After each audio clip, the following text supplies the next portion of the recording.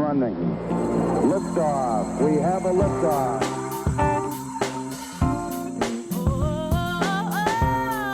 A wise man once said, "You don't choose the podcast chooses you." So consider yourself one of the chosen ones. Join us as we discuss books, masonry, esotericism, mysticism, lore, and more. It's one small step for man, one giant leap for mankind.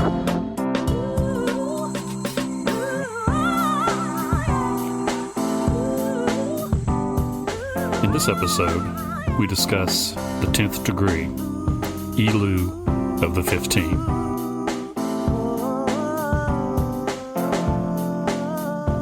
The night is dark, and the path is long. So join us, won't you, as we walk the way of the hermit.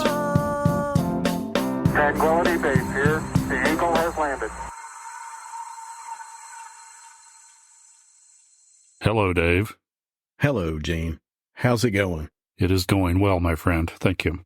Good. Before we get started, I want to remind everyone that show notes, chapter markers, and a transcript of this and all episodes are available on our website, wayofthehermit.com. In this episode, we're discussing the 10th degree, Elu of the 15. Gene, what is the mythological setting of this degree? The mythological setting is just a continuation of the last degree. And in the last degree, Elu of the 9, we found and killed one of the fugitive murderers of Grand Master Hiram Abiff. So what happens next?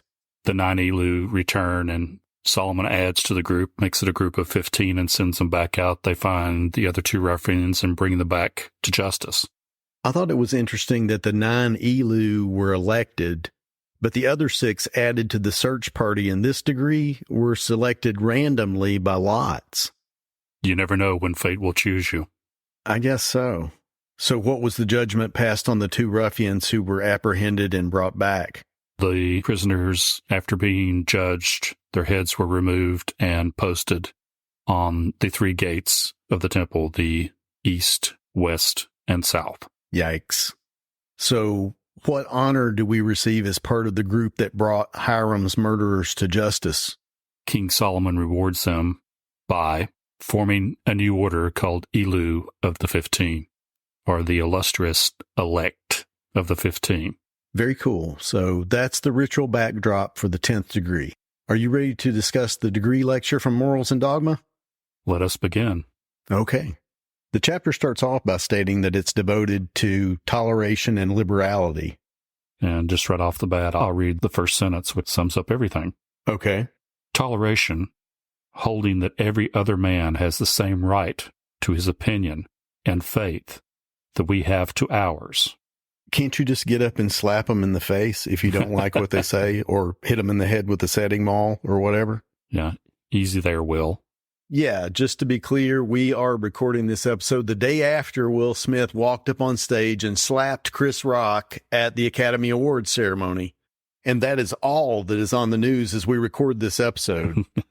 I only bring it up here because this chapter is about toleration. Yeah. We've said this repeatedly in earlier episodes. Free speech is about toleration of speech you don't like. Right. And if it's all right to use violence to suppress speech you don't like, it's all over. Toleration is difficult. Believing in toleration as an ideal and actually practicing it in your life are 2 different animals, which bites into that apple again of human ideals versus human actions. And it goes back to the discussion in the last degree about sentiment versus principles. You can get swept away by sentiment or emotions and lose sight of your ideals or principles. But toleration in all its forms is the main emphasis of this chapter. This whole chapter just pounds it again and again. In this chapter, toleration is held to be a basic tenet of every moral philosophy. One of the tenets of Masonry is we all meet on the level. That's right, because Masonry teaches toleration and respect for everyone's right to hold their own private religious beliefs, which leads to the next section. Freemasonry preserves faith, but is not a religion. What's the first thing you have from here? I'll just throw in the first sentence from the paragraph, which is, Masonry is not a religion. He who makes of it a religious belief falsifies and denaturalizes it. That goes back to an earlier degree when Pike made the point that Masonry is a system of moral philosophy but not a religion. I have a relevant quote. Masonry teaches and has preserved in their purity the cardinal tenets of the old primitive faith, which underlie and are the foundation of all religions. All that ever existed have had a basis of truth, and all have overlaid that truth with errors. So I think it's saying that the philosophy of Masonry is not religion, but what underlies religious faith. That quote continues with, Masonry is the universal morality, which is suitable to the inhabitants of every clime, to the man of every creed. It has no taught doctrines except those truths that tend directly to the well-being of man. So Masonry is said to be based around the core truths that are supposedly present in all religious faiths. That's why it preserves faith, but is not a religion. As we go on into the chapter, he does point out that there are certain underlying truths. They're the basis of different beliefs and religions. And I think that is the point of you try to take a more macro view and pull back from your own individual position and understand that other people are just like you. Respect the sovereignty of the individual, if you want that respect in return. Yeah, I agree. I have one more quote from this section that almost seems at odds with the previous quote about Masonry preserving the old primitive faith. It says, mankind outgrows the sacrifices and the mythologies of the childhood of the world. So the potential conflict I see here is, how can Masonry claim to preserve the old faith while also suggesting that you outgrow some of it? He hints none too subtly that it's human nature to take a truth and then start layering over it till it's no longer recognizable. It says the philosophies of religion of ancient times will not suffice us now. The duties of life are to be done. We are to do them, consciously obedient to the law of God, not aesthetically loving only our selfish gain. Okay, that makes sense. The part that's retained is the core moral principles. Which leads us to the next section. The moral and the good. Right. What do you have from this section? Again, right off the bat, first sentence.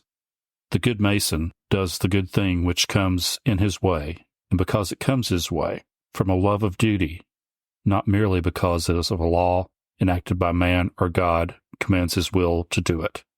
I've got a quote related to that. The true Mason loves not only his kindred and his country, but all mankind, not only the good, but also the evil among his brethren. He has a salient longing to do good, to spread his truth, his justice, his generosity, his Masonry over all the world. And also, he emphasizes again that you will find such men in all religions. In the Christian religion, the example is Christ, to be more Christ-like, to love the sinners, and deal with the world with a good dose of empathy and sympathy. And man, is that hard or what? It is hard. We all see people do things we don't believe are right. And not only that, we all face struggles and loss and pain and death. That's something we all share. Here's my last quote from this section about how a Mason should deal with those things. The Mason does not sigh and weep and make grimaces. He lives on. If his life is, as whose is not, marked with errors and with sins, he plows over the barren spot with his remorse, sows with new seed, and the old desert blossoms like a rose. He is not confined to set forms of thought or actions or of feeling. He accepts what his mind regards as true, what his conscience decides is right, what his heart deems generous and noble, and all else he puts far from him. Stoicism once again. Exactly. Are you ready for the next section? Ready to go. The dangers of intolerance. Oh, my Lord. Yeah, this one's rough. It reminds us where intolerance, particularly religious intolerance, can lead. Better any opinion than the thumbscrew, the rack, and the stake. That's a good summary of this section. which gives some gruesome details of the horrors that people have inflicted on other people in the name of religion. But what was really, in reality, religious intolerance. Yeah. All religions have examples of vile persecution where one human gleefully harms another under the guise of God's will, which is strange because of the pictures of hell that are brought up. You know, everything from the Inquisition to Salem witch trials. People industrious in their sadism. I mean, that just sounds like it's of the devil. And it was. It was those internal tyrants projected onto others. Pike points out that Italy, Spain, Switzerland, France, Netherlands, England, Scotland, Ireland, and America have been witnesses to and warned man of the unspeakable evils which follow from mistakes and errors in the matter of religion, and especially from investing the God of love with the cruel and vindictive passions of erring humanity, and making blood to have a sweet savor in his nostrils, and groans of agony to be delicious to his ears. Okay, I think we've made the point here. Moving on. Then the next hammer drops. Most receive religion at birth, not by choice. This section continues to pick at some of our most cherished beliefs by pointing out the fact that most of us didn't freely choose a religion, are mostly ignorant of its details, and still insist on judging others in that feeble light. It brings home a very rational point of view. These are the circumstances of your birth and how you were raised. Do we hold that against another person because they were born in another land and have different beliefs? Most of the time the answer is yes, but Yeah. Should we? It seems pretty arrogant to do that, especially if you stop to think about how little you really know about the roots and doctrines of your own belief system. Here's a quote from the section. Birth, place, and education give us our faith. Few believe in any religion because they have examined the evidences of its authenticity and made up a formal judgment upon weighing the testimony. Not one man in 10,000 knows anything about the proofs of his faith. We believe what we are taught, and those are most fanatical who know least of the evidences on which their creed is based. Ouch. I like your story about your colleague from work, the poet, Ed Francisco. Ed's a very interesting dude who once wrestled a bear, but that's another story. But anyway, it was St. Patrick's Day, and we were on the Pellissippi State campus. And Ed saw a girl wearing the green, and he said, "Happy St. Patrick's Day." And she smiled and said, "Happy St. Patrick's Day to you." Ed's a Catholic, and so he asked her, "Are you a good Catholic girl?" And her face took on this horrified look, and she said, "No, I'm a Christian." He said he started to explain about the Holy Roman Empire and the Church of England and Martin Luther, but instead just smiled and said, "Okay." But, you know, in the church I grew up in, asking questions of any kind was not encouraged. You're expected to just think and say the words you heard other people say. We've settled for the easy, spoon-fed answers, not the hard questions which we should look at, for our own sake, to shine a flashlight on those dark corners of ignorance in ourselves.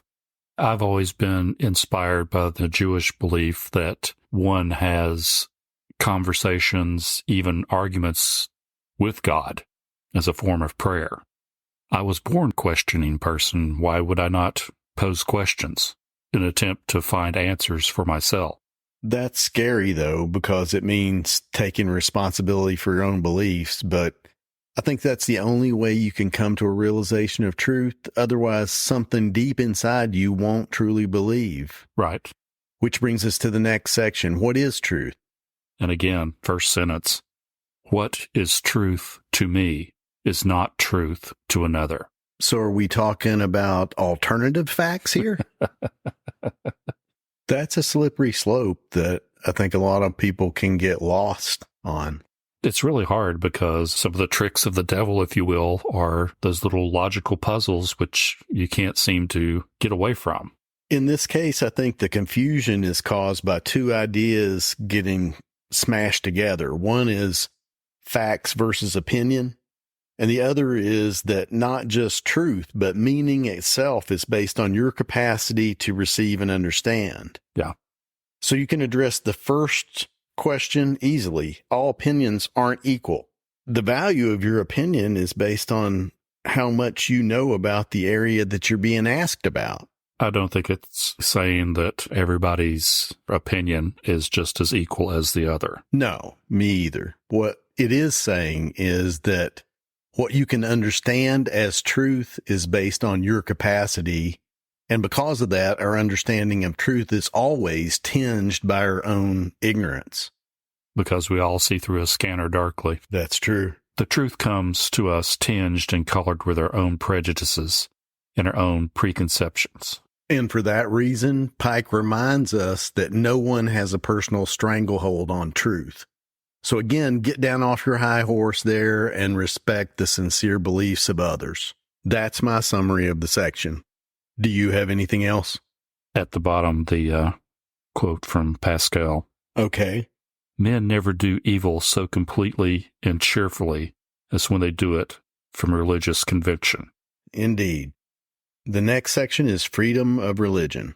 This one digs down into it again. No man truly obeys the Masonic law who merely tolerates those whose religions or opinions are opposed to his own. Every man's opinions are his own private property, and the rights of all men to maintain each his own are perfectly equal.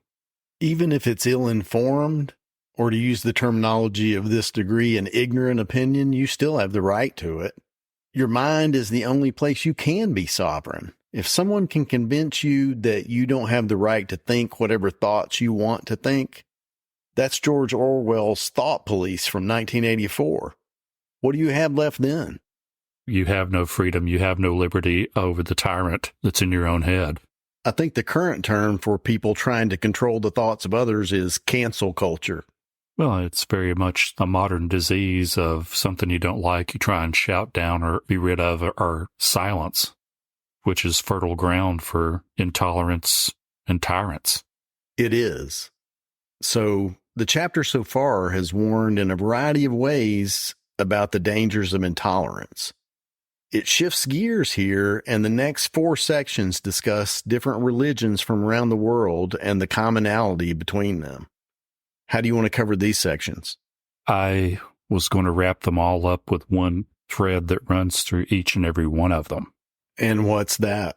I'll read from the Chinese one. The doctrine of our master consists solely of being upright of heart and loving our neighbor as we love ourselves. There's your original moral position. Do unto others as you would have done unto yourself. That is the thread that runs through all of them. That's what I saw too. Pike makes the case for the basis of Zoroastrian, Nordic, Confucian, Tamil, Jewish, Greek, and Christian faiths as being to love God and love your neighbor as yourself. Gene and I were part of a discussion group years ago called Conspiracy of Doves that was looking at common mystical truths of various world religions. It was an interesting group because we all picked different religions, not necessarily our own, but one for study and then present it to the other members of the group for discussion and thought. We had people cover esoteric Christianity, paganism, Kabbalah, Nordic philosophy, the Havamal, and a couple of others. I did Hindu philosophy, and during my time, we met with members of a Hindu temple here in Knoxville and listened to them talk about their practices and beliefs. What faith did you discuss? I did Sufism. Right, Rumi. That group was pivotal for me too. At the end, I think we all came to believe that if you are persistent and pursue the mystical core of any faith, all paths ultimately lead to God. I think the reason that isn't obvious is due to our lack of context and understanding of other religious beliefs. And Pike offers the solution to this problem in the next section. Education and moral improvement. What does one have to do with the other, Dave? Well, the main idea of the last 2 degrees is that ignorance is the root of all evil.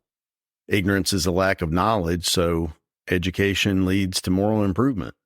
It said the Elu of the 15 ought therefore take the lead of his fellow citizen and teach and enlighten. That's cool, but that leads to a question of what to teach. What are the core concepts of Masonry that Pike implies are at the heart of all religious practices, and how would you spread those out to the world? As a Mason, you can lay one stone, one block, but you can't build a building by yourself. That's true, except for the temple inside yourself. In the inward view, you should work on your own enlightenment and your own education, and to start the revolution towards that great day of worldwide enlightenment one step at a time by working on yourself. Well said. That's all I have in this section. On to the next. Charity is a Mason's duty. Again, it sounds high and mighty, but it's actually low and simple. Masonry requires of its initiates and votaries nothing that is impractical.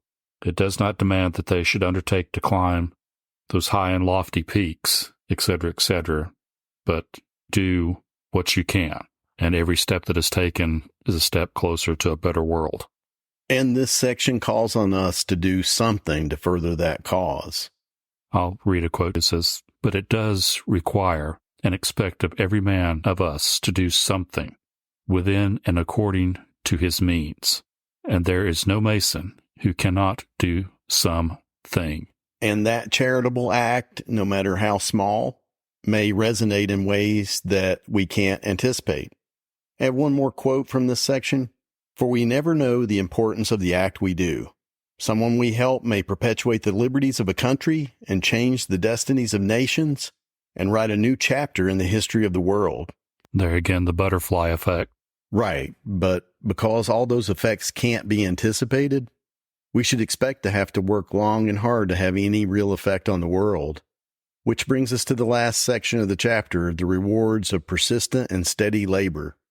I'd sum up this section by saying, don't wait for an opportunity to do something great. Do something that you feel is important.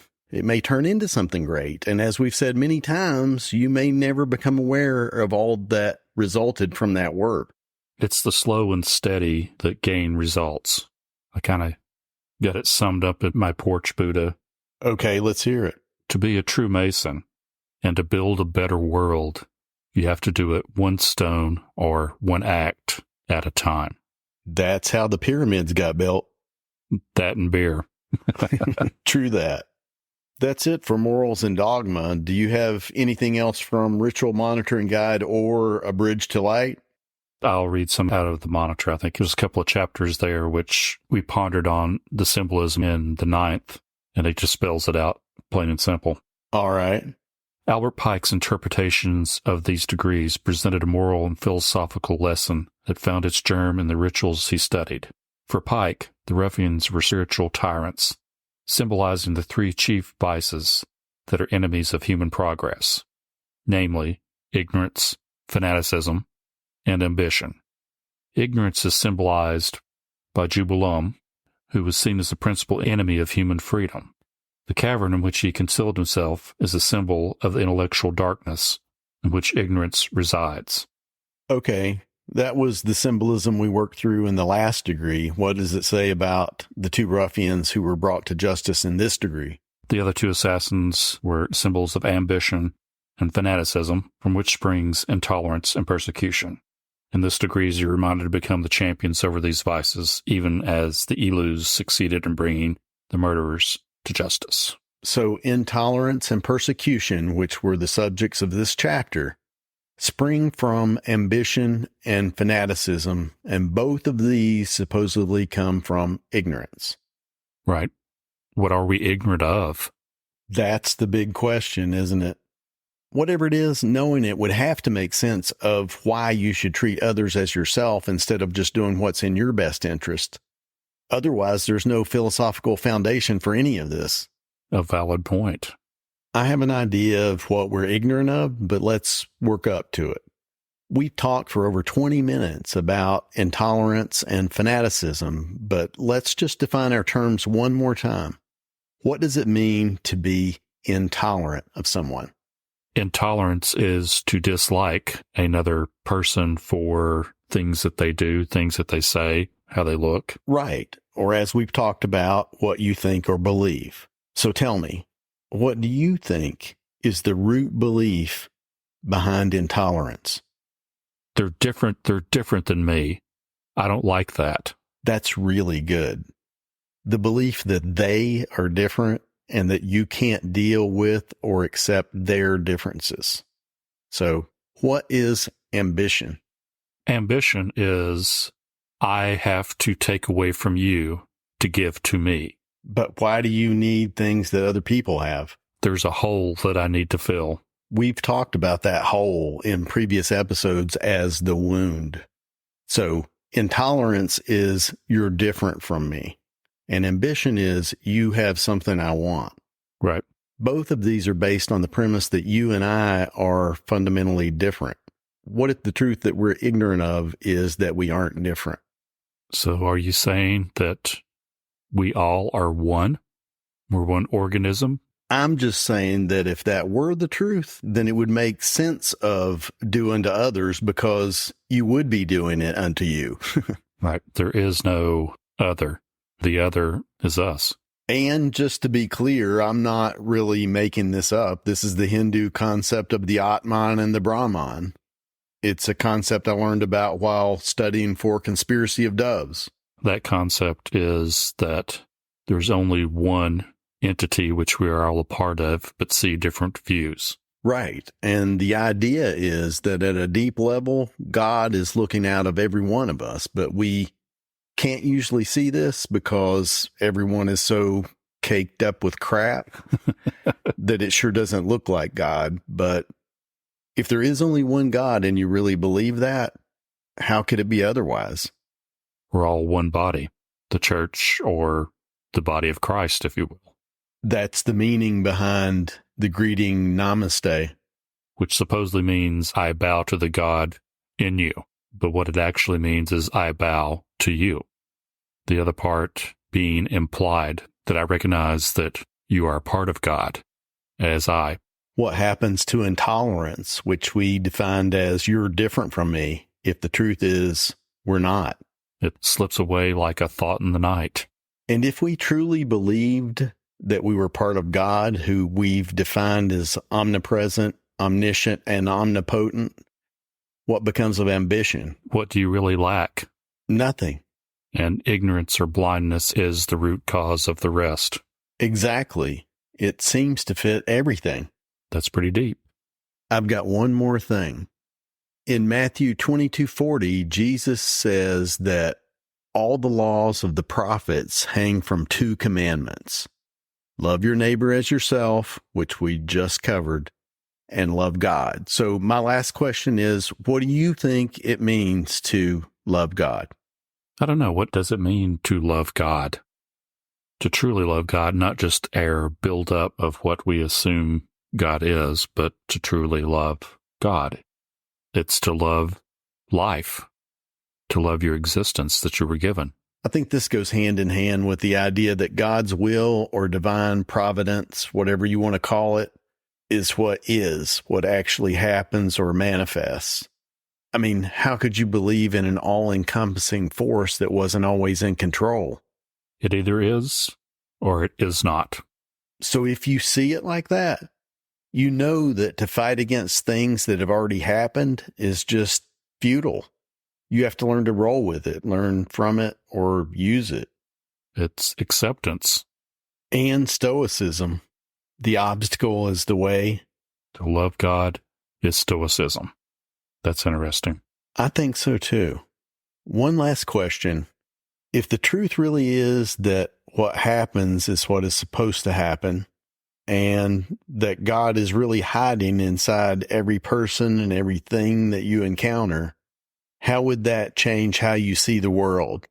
It's a very different mindset. It would change everything. It would. That's all I've got. Do you have anything else? Nope. I'm done. Okay. What are we doing next time? In the next episode, we discuss the 11th degree, Elu of the 12, or Prince Abiff. So, I'm David. And I'm Gene. Join us next time as we continue our exploration of Morals and Dogma, the annotated edition. As we walk the way of the hermit.